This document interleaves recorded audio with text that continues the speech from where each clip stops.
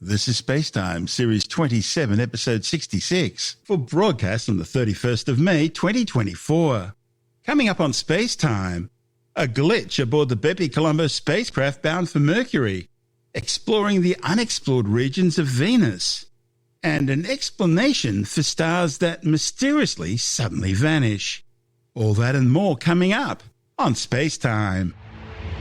Welcome to SpaceTime with Stuart Gary.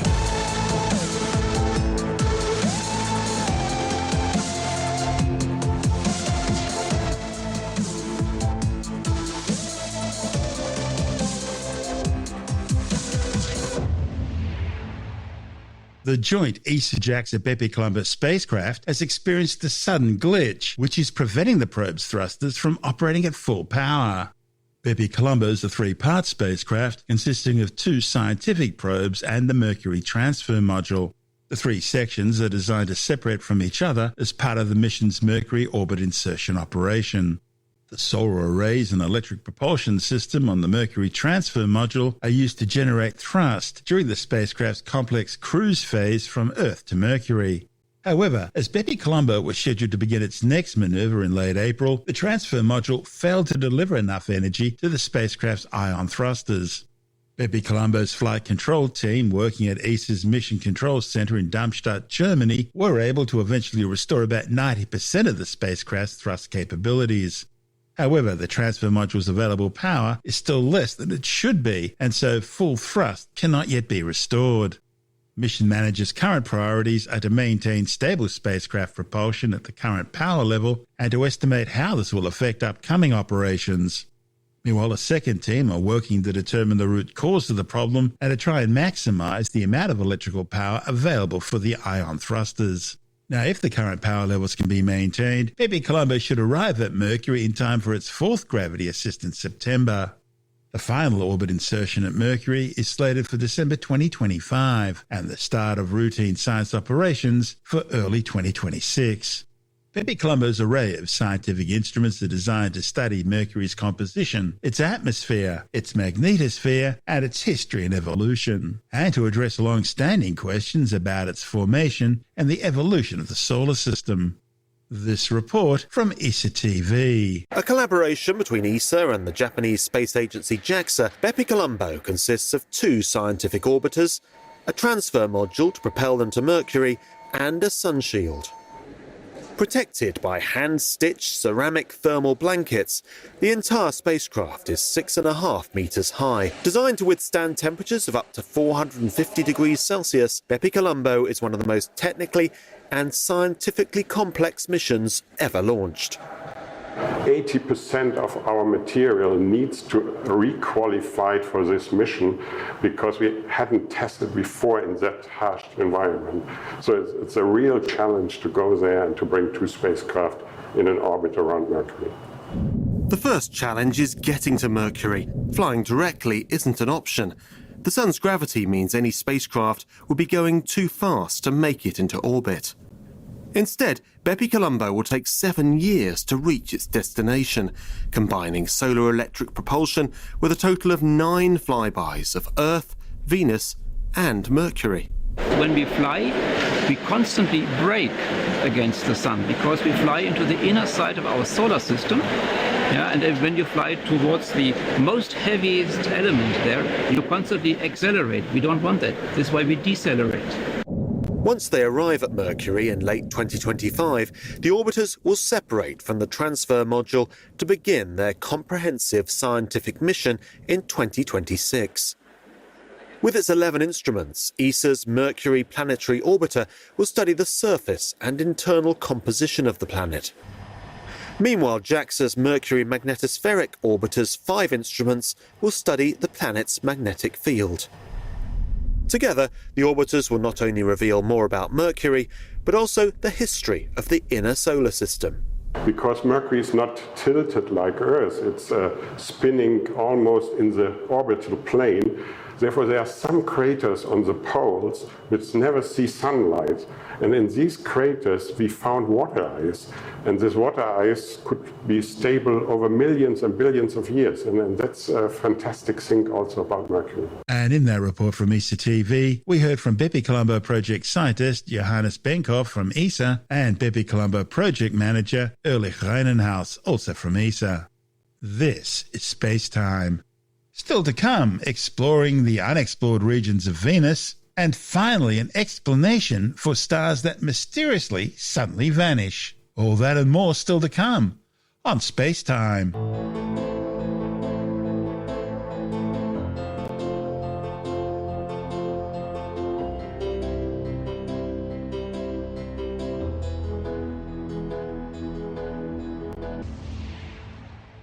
Now, while we're on the subject of BepiColombo, a fleeting visit by the spacecraft to Venus has revealed surprising insights into how gases are stripped away from the upper layers of the planet's atmosphere.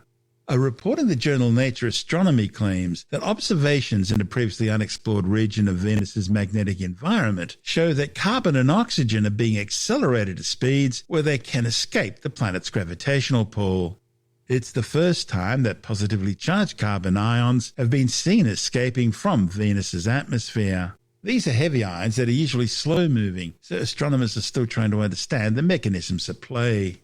It could be that an electrostatic wind is lifting them away from the planet, or they could be accelerated through centrifugal processes. Unlike Earth, Venus doesn't generate an intrinsic geomagnetic field in its core. Nonetheless, a weak comet-shaped induced magnetosphere is created around the planet simply by the interaction of charged particles emitted by the sun and the solar wind with electrically charged particles in Venus's upper atmosphere. Draped around the magnetosphere is a region called the magnetosheath, where the solar wind is slowed and heated. Back on August the 10th, 2021, BepiColombo passed by Venus on a gravity assist maneuver designed to slow the spacecraft down and adjust its course towards its final destination of Mercury. In the process, the probe swooped through the long tail of Venus's magnetosheath and emerged through the nose of the magnetic regions closest to the Sun. Over a 90-minute period of observations, BepiColombo's instruments measured the number and mass of charged particles it encountered, capturing information about the chemical and physical processes driving atmospheric escape in the flank of the magnetosheath. Early in its history, Venus had many similarities to the Earth, including significant amounts of liquid water.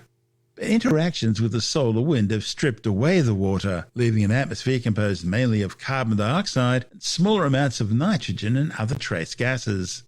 Previous missions, including NASA's Pioneer Venus Orbiter and ESA's Venus Express, have made detailed studies of the type and quantity of molecules and other charged particles that are being lost into space. However, the mission's orbital paths have left some areas around Venus unexplored, and so many questions have remained unanswered. The data for this study were obtained by BepiColombo's mass spectrum analyzer and its Mercury ion analyzer during the spacecraft's second Venus flyby. The two sensors are part of the Mercury Plasma Particle Experiment instrument package, which is carried on the JAXA-led Mercury Magnetospheric Orbiter. Mass Spectrum Analyzer's principal investigator, Dominique Delcourt from the Plasma Physics Laboratory, says characterizing the loss of heavy ions and understanding the escape mechanisms at Venus is crucial to understand how the planet's atmosphere's evolved and how it's lost all its water. Europlanet Spider space weather modelling tools then enabled researchers to track how the particles would have propagated through the Venusian magnetosheath. Recent results suggest that the atmospheric escape from Venus cannot fully explain the loss of its historical water content. Over the next decade, a fleet of spacecraft will investigate Venus, including ESA's Envision mission, NASA's Veritas Orbiter and Da Vinci probe, and India's Shukran orbiter. Collectively, these spacecraft will provide a comprehensive picture of the Venusian environment from the magnetosheath down through the atmosphere to the surface and interior. This is Space Time. Still to come, finally an explanation for stars that mysteriously suddenly vanish, and the June solstice, the spectacular Sombrero Galaxy, the heart of our own galaxy, the constellation Sagittarius, and the Taurus meteor shower are among the many highlights of the June night skies on Skywatch.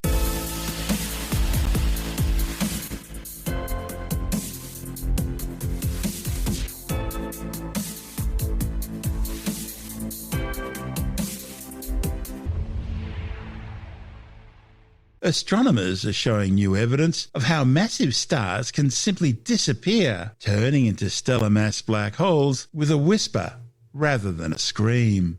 Known as complete stellar collapse, the mysterious phenomenon involves the sudden disappearance of a massive star without the usual supernova explosion. The star just appears to suddenly vanish from the night sky. See, usually when stars 8 or more times the mass of our Sun run out of the nuclear fuel needed to trigger fusion, the process that makes stars shine, they undergo core collapse, with the entire mass of the star crushing down onto the stellar core. This triggers a huge explosion called a supernova, which is bright enough to outshine an entire galaxy.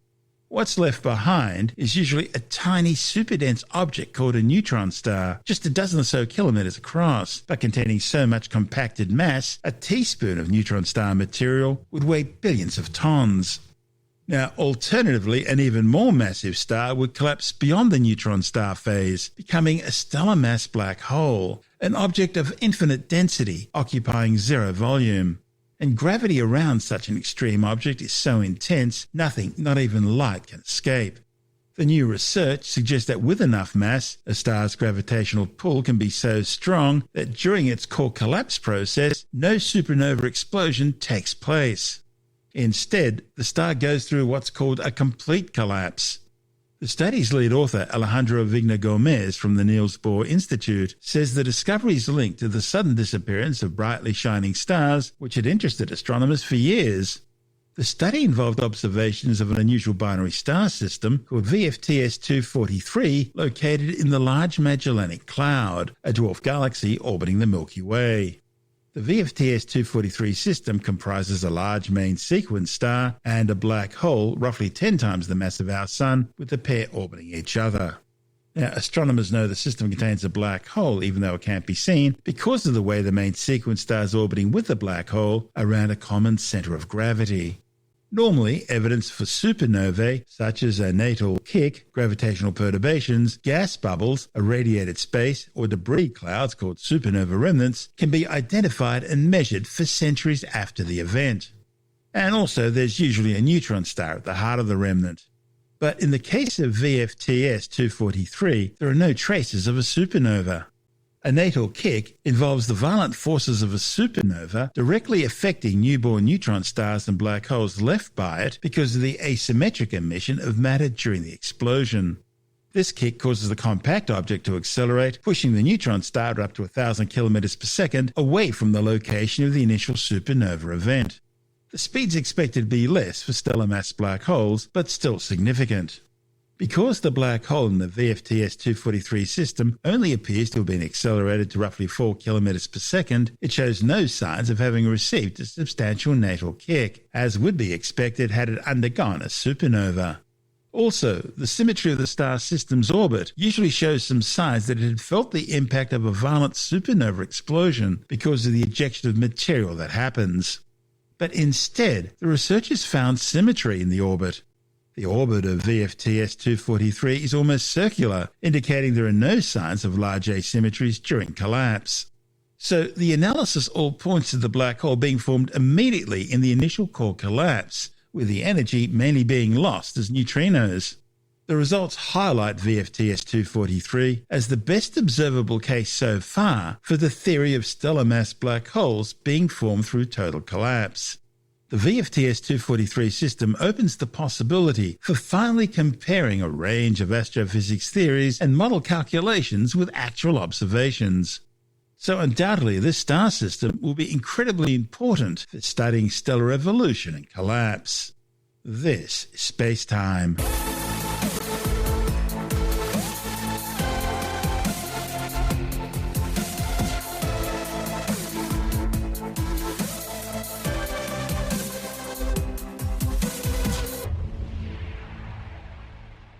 Okay, time now to turn our eyes to the skies as we check out the celestial sphere for the month of June on Skywatch. June is the fourth month of the year in the old Roman calendar. It's named after Juno, who was the wife of Jupiter and is also the equivalent of the Greek goddess Hera. Another belief is that the month's name comes from the Latin word junores, which means the younger ones. June also marks the winter solstice in the southern hemisphere. And of course, it means the arrival of summer for our lucky listeners north of the equator, which this year happens at 6:50 in the morning of Friday, June the 21st, Australian Eastern Standard Time. That's 20:50 on the night of Thursday, June the 20th, Greenwich Mean Time, and 4:50 in the afternoon, US Eastern Daylight Time. The June solstice occurs when the sun reaches its most northerly point in the sky as seen from Earth, zenith appearing to be directly over the Tropic of Cancer. It all happens because the seasons are governed by the tilt of Earth's axis as it journeys around the sun every year. On the day of the June solstice, the Earth's south pole is tilted by 23.5 degrees away from the sun, so the sun rises north of east and sets north of west. When the south pole is tilted towards the sun, it's the southern hemisphere's summer. Between these two, we have the autumn and spring equinox. Variations in temperatures on Earth aren't determined by the Earth's orbital distance from the sun, but rather the angle of the sun's rays striking the Earth. In the summer, the sun's high in the sky and the rays hit the Earth at a steep angle. But in winter, the sun's lower down in the sky and the rays strike the Earth at a more shallow angle. In most parts of the world, seasons begin on the day of the equinox and solstice.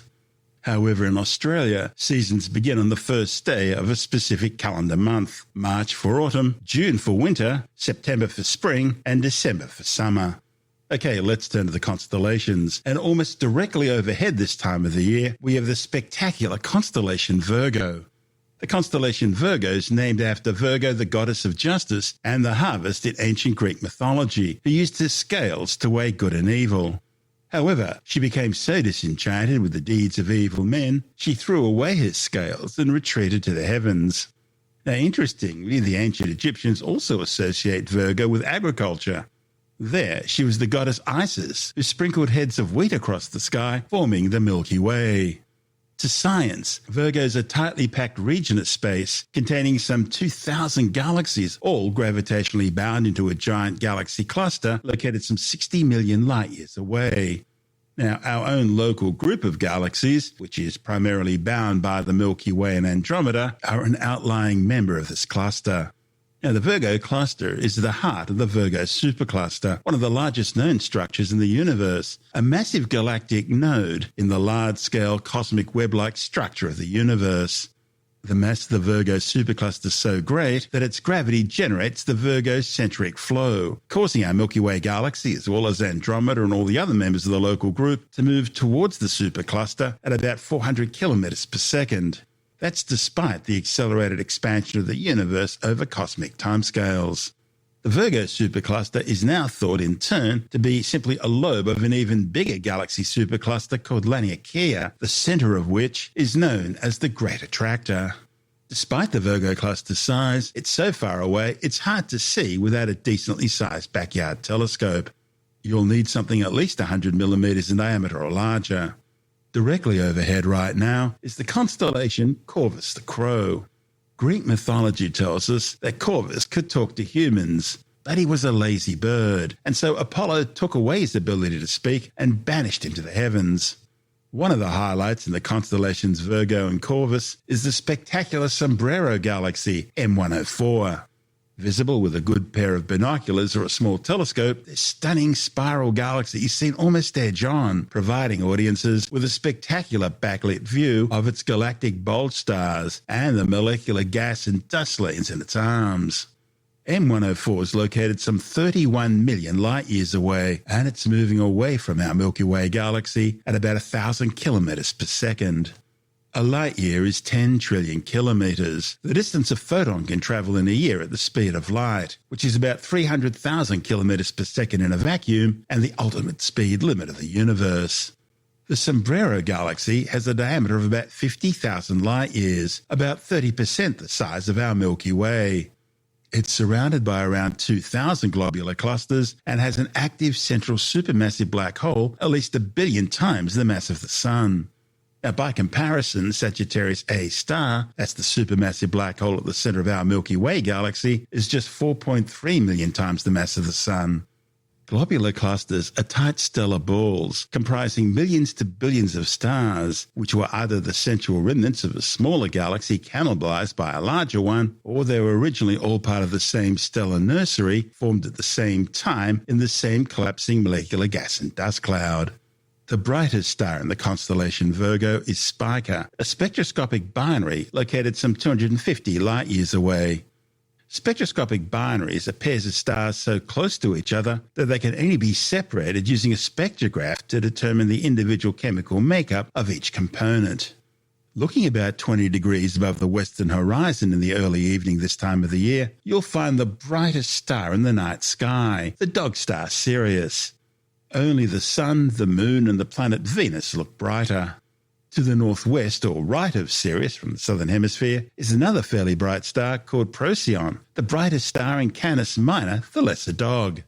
In Greek mythology, Canis Major and Canis Minor were Orion's two hunting dogs. Procyon is another binary star system, this one comprising a spectral type F main sequence white-yellow star, Procyon A, and a faint white dwarf companion, Procyon B. Main sequence stars are those undergoing core hydrogen fusion into helium. Astronomers describe stars in terms of spectral types, a classification system based on temperature and characteristics. The hottest, the most massive, most luminous stars in the sky are known as spectral type O blue stars. They're followed by spectral type B blue-white stars, then spectral type A white stars, spectral type F white-yellowish stars, followed by spectral type G yellow stars, that's where our Sun fits in, then spectral type K orange stars, and the coolest and least massive stars known are spectral type M red dwarf stars. Each spectral classification can further be subdivided using a numerical digit to represent temperature, with 0 being the hottest and 9 the coolest. And then you can add a Roman numeral to represent luminosity. Now put that all together and our own local star, the Sun, becomes a G2V or G25 yellow dwarf star. Also included in the stellar classification system are spectral types LT and Y, which are assigned to failed stars known as brown dwarfs, some of which were born as spectral type M red dwarf stars but became brown dwarfs after burning off some of their mass. Brown dwarfs fit into a category between the largest planets, which are around 13 times the mass of Jupiter, and the smallest spectral type M red dwarf stars, which are between 75 and 80 times the mass of Jupiter, or 0.08 solar masses. White dwarfs are the stellar corpses of Sun-like stars. Having used up their nuclear fuel supply, fusing hydrogen into helium in their core, these stars expand into red giants as they begin fusing helium into carbon and oxygen. However, Sun-like stars aren't massive enough to fuse carbon and oxygen into heavier elements, and so they turn off. Their outer gaseous envelopes then float off into space as spectacular objects known as planetary nebulae. What's left behind is a super-dense white-hot stellar core, about the size of the Earth, a white dwarf, which will slowly cool over the eons. The white dwarf, Procyon B, is about 0.6 times the mass of the Sun and has a diameter of around 8,600 kilometres. Located some 11.6 light-years away, Procyon A has about 1.5 times the mass and twice the radius of our Sun. Interestingly, Procyon A has about 7 times the Sun's luminosity. That makes it unusually bright for this type of star, and that suggests that it's starting to evolve off the main sequence after having fused nearly all of its core hydrogen into helium. It's expanding out to become a subgiant as it begins fusing core helium into oxygen and carbon and burning hydrogen into helium in a shell around the core.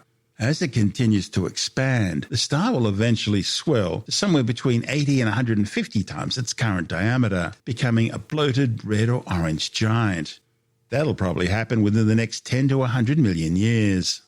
The two stars, Procyon A and B, orbit each other every 40.82 Earth years at an average distance of 15 astronomical units. That's about the distance of Mercury's orbit around the Sun. An astronomical unit is the average distance between the Earth and the Sun, about 150 million kilometres or 8.3 light minutes. Looking to the north-northwest from the southern hemisphere this time of year, and you'll see the constellation Leo the Lion, looking more like a bunch of stars shaped like an upside-down question mark. Located 36.7 light-years away, Arcturus is a bloated, aging red giant, about 7.1 billion years old and nearing the end of its life. Having used up all its core hydrogen, it's now fusing helium into carbon and oxygen. This has caused the star, which is only slightly more massive than our Sun, to expand out to around 25 times the Sun's diameter, becoming about 170 times as luminous. It'll soon puff off its outer gaseous envelope as a planetary nebulae, exposing its white-hot stellar core and becoming a white dwarf. In Greek mythology, Arcturus was the guardian of the bear. This is a reference to it being next to the constellations Ursa Major and Ursa Minor, the greater and lesser bears. There's some indications that Arcturus could have a binary stellar companion, but the results are inconclusive at this stage. There's also speculation that it could have a large planet or substellar object about 12 Jupiter masses orbiting it. Now that's close to brown dwarf size, but again the research remains inconclusive. To the east, when viewing from the southern hemisphere this time of year, are the three bright stars in the constellation Libra, the Scales of Justice. They're visible about halfway or about 40 degrees above the horizon. Now these also represent the claws of Scorpius the Scorpion, which is chasing Orion across the sky. The brightest star in the constellation Scorpius is Alpha Scorpii, or Antares, the Scorpion's heart. Easily seen with the unaided eye, the red supergiant Antares is located some 550 light-years away, and it's one of the largest known stars in the universe. It has about 18 times the mass, but 883 times the diameter of our Sun. Antares is also around 10,000 times more luminous than our Sun. Now, looking to the southeast from the southern hemisphere, and you'll see the constellation Sagittarius, the Archer. Sagittarius is important because it marks the direction towards the center of our Milky Way galaxy. In fact, located just 27,000 light-years away in the direction of Sagittarius is the home of the galaxy's central supermassive black hole, Sagittarius A star. To the ancient Babylonians, Sagittarius was the god Nergal, the centaur, a creature half man and half horse. By the time Greek mythology took over, Sagittarius was also carrying a bow loaded with an arrow, pointing directly towards Antares at the heart of Scorpius the Scorpion.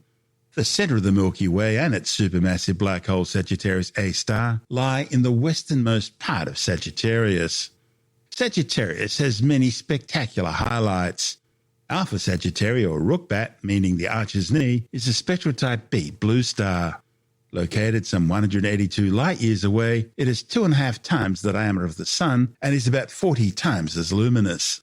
Astronomers think it's surrounded by a dense debris disk and has a newborn companion star, which is only just starting to join the main sequence. The brightest star in Sagittarius is Epsilon Sagittarii, or Caus Australis, the southern part of the bow. Epsilon Sagittarii is a binary system located some 143 light-years from Earth. The primary star is an evolved spectral type B blue giant nearing the end of its life on the main sequence. It has about 3.5 times the mass of the Sun, almost 7 times the Sun's radius, and is radiating around 363 times the Sun's luminosity. It's also a strong X-ray source and is spinning very rapidly with an estimated radial velocity of some 236 kilometers per second. The system also displays an excess of infrared radiation emissions, suggesting the presence of a circumstellar disk of dust. The second star in the system appears to be inside this debris disk. Astronomers think it's going to be a spectral type G yellow dwarf star with about 95% the mass of the Sun. Sigma Sagittarii, or Nunki, is the constellation's second brightest star. The name Nunki is Babylonian, however its meaning has been lost through the sands of time. It's thought to represent the ancient Babylonian sacred city of Urdu on the Euphrates River. Now, if correct, that would make Nunki the oldest stellar name currently in use. It's another spectral type B blue star, located some 260 light-years away. It has about 8 times the Sun's mass, about 4.5 times its radius, and some 3,300 times the Sun's luminosity. Zeta Sagittarii, or Solar, the armpit, is a binary star system located some 88 light-years away, and it's currently speeding away from our solar system.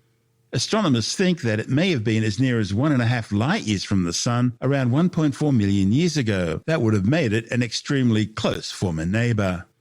One of the stars in the system is a spectrotype A white giant, while the other is a spectrotype A white supergiant, the pair orbiting each other every 21 Earth years. The system's combined mass is about 5.26 times the mass of the Sun. Delta Sagittarii, or Caus Meridionalis, appears to be a double-star system located 348 light-years away and listed as an orange giant. Then there's Eta Sagittarii, another double-star system, this one located 146 light-years from Earth. The primary star is an aging bloated red giant on the asymptotic giant branch. That means it's no longer fusing hydrogen or helium in its core, and is instead fusing heavier elements in the core and burning hydrogen and helium in its shell. It's already expanded out to some 57 times the radius of the Sun and is now nearing the end of its life. The second star in the system is a spectrotype F main sequence white-yellow dwarf, which appears to be in a binary system with a primary star orbiting it every 1,270 Earth years. Pi Sagittarii, or Albalda, is a triple-star system located around 510 light-years away.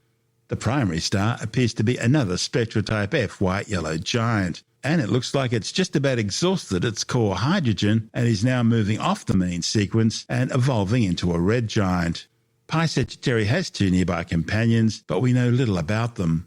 Beta Sagittarii, or Arcab, the Achilles tendon, is a designation shared by two separate star systems, one around 378 light-years from Earth, the other 379 light-years away.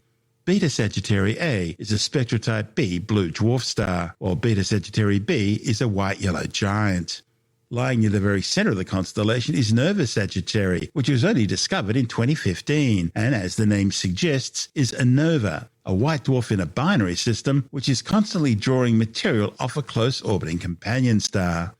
Once enough mass reaches the surface of the white dwarf, the added mass will undergo a thermonuclear explosion, causing the star to briefly light up like a beacon and then slowly fade again over the following few weeks or months. The blast isn't enough to destroy the white dwarf, only the additional material it's picked up.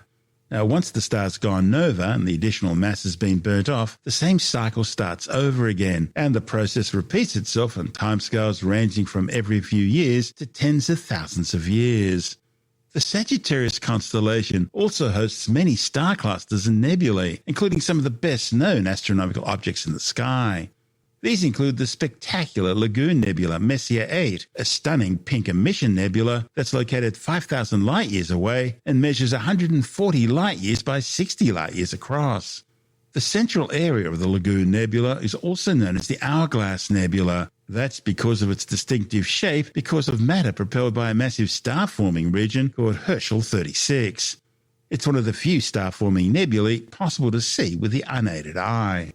The Lagoon Nebula was instrumental in the discovery of Bok globules, more than 17,000 of which have now been found in the nebula. Astronomers believe these globules contain embryonic protostars destined to eventually become new stellar generations. Probably the most famous nebula in Sagittarius is Messier 17, better known as the Horsehead Nebula. It's located some 4,890 light-years away in a dense region of ionized atomic hydrogen. Also known as the Omega or Swan Nebula, it spans some 15 light-years in diameter and has some 800 times the mass of our Sun. It's considered one of the brightest and most massive star-forming regions in our galaxy, with a geometry similar to the Orion Nebula, except that we're seeing it edge-on rather than face-on. The open star cluster NGC 6618 lies embedded in the nebulosity and causes gases from the nebula to shine due to intense radiation from all the hot young stars. Open star clusters are loosely bound groups of a few thousand stars which were originally all formed in the same molecular gas and dust cloud, but they're not as densely bound gravitationally as globular clusters. Open clusters generally survive for a few 100 million years, with the most massive ones surviving for maybe a few billion. In contrast, the more massive globular clusters exert so much stronger gravitational attraction on their members that they can survive for much longer, billions and billions of years. The nebula is thought to contain around 800 stars, including over 100 of the largest, most massive spectrotype O and B blue stars. More than 1,000 additional stars are also being formed in the surrounding molecular gas and dust clouds. And with an age of just 1 million years, it's also one of the youngest clusters known in the galaxy. The cloud of interstellar material which formed the nebula is roughly 40 light-years across and contains some 30,000 solar masses. Another spectacular sight worth searching for in Sagittarius is the Trifid Nebula, Messier 20. It's another large star-forming emission nebula containing many very young hot stars. Located between 2,000 and 9,000 light-years away, the Trifid Nebula has a diameter of approximately 50 light-years. The outside of the Trifid is a bluish reflection nebula, while the inner region is glowing pink thanks to ionized hydrogen. There are two dark bands dividing the Trifid Nebula into three regions or lobes. Hydrogen in the nebula is ionized by a central triple star, which formed in the intersection between the two dark bands, creating its characteristic pink color. Another star-forming region, NGC 6559, located some 5,000 light-years away, contains both red emission and blue reflection regions. The grouping of the Lagoon Nebula, the Trifid Nebula, and NGC 6559 are known as the Sagittarius Triple and are a spectacular sight to go searching for in the night skies. But it doesn't end there. Another stunning object, easily worth a look, is the Red Spider Nebula, NGC 6537. It's a planetary nebula about 8,000 light-years from Earth. It has a prominent two-lobe shape, possibly due to a binary companion or magnetic fields, and has an S-shaped symmetry, with the lobes opposite each other appearing similar. This is believed due to the central companion to the central white dwarf. The central white dwarf, the remnant of the original star, produces a powerful and 10,000-degree hot, 3,000 km per second stellar wind, which is generating 100 billion kilometer high waves of supersonic shocks, formed as the local gas is being compressed and heated in front of the rapidly expanding lobes. Atoms caught in the shock waves are radiating invisible light, giving the nebula its unique spider-like shape and also contributing to the expansion of the nebula.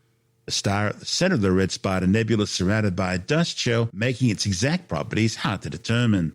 We think its surface temperature is probably somewhere around 250,000 degrees, although a temperature of up to 500,000 degrees can't be ruled out, and that would make it among the hottest white dwarf stars known. Looking directly south is the star Polaris Australis, or more accurately, Sigma Octantis, the nearest star we have in the southern hemisphere to the south celestial pole, and consequently the closest counterpart we have to the north star Polaris. However, Sigma Octantis is far harder to see than Polaris because it's much fainter. Located some 270 light-years away, it's an orange giant reaching the end of its life.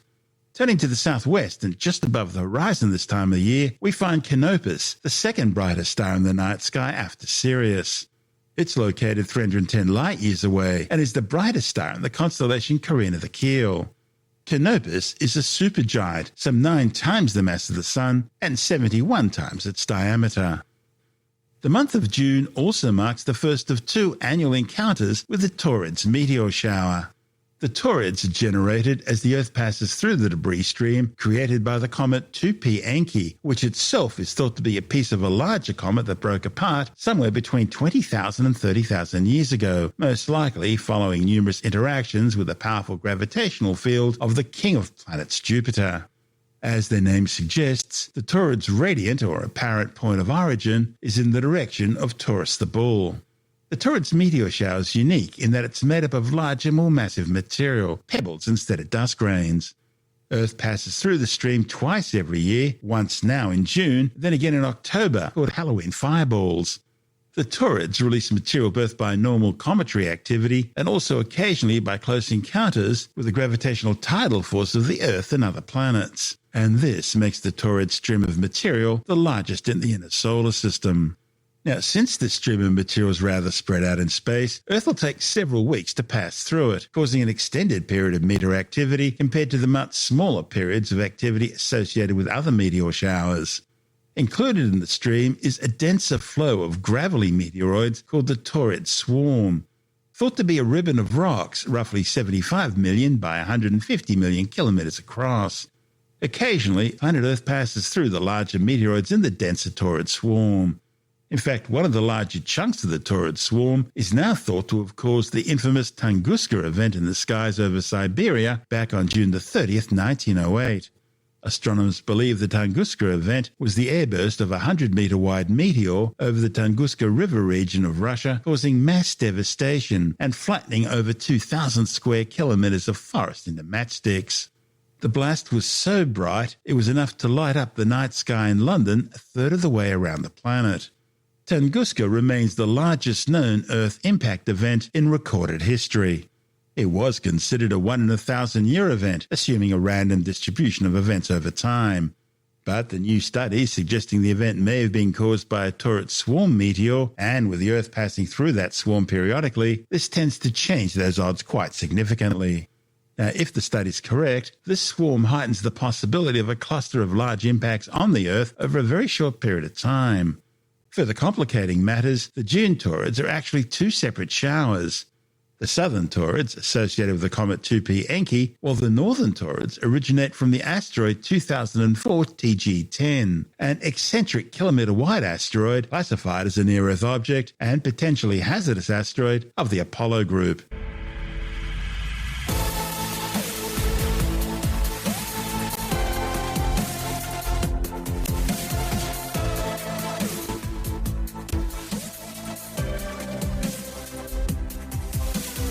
And that's the show for now. SpaceTime is available every Monday, Wednesday and Friday through Apple Podcasts, iTunes, Stitcher, Google Podcast, Pocket Casts, Spotify, Acast, Amazon Music, Bytes.com, SoundCloud, YouTube, your favorite podcast download provider, and from spacetimewithstuartgary.com. SpaceTime's also broadcast through the National Science Foundation on Science Zone Radio and on both iHeartRadio and TuneIn Radio. And you can help to support our show by visiting the SpaceTime store for a range of promotional merchandising goodies, or by becoming a SpaceTime patron, which gives you access to triple-episode commercial-free versions of the show, as well as lots of bonus audio content which doesn't go to air, access to our exclusive Facebook group, and other rewards. Just go to spacetimewithstuartgary.com for full details. And if you want more space time, please check out our blog, where you'll find all the stuff we couldn't fit in the show, as well as heaps of images, news stories, loads of videos, and things on the web I find interesting or amusing. Just go to spacetimewithstuartgary.tumblr.com.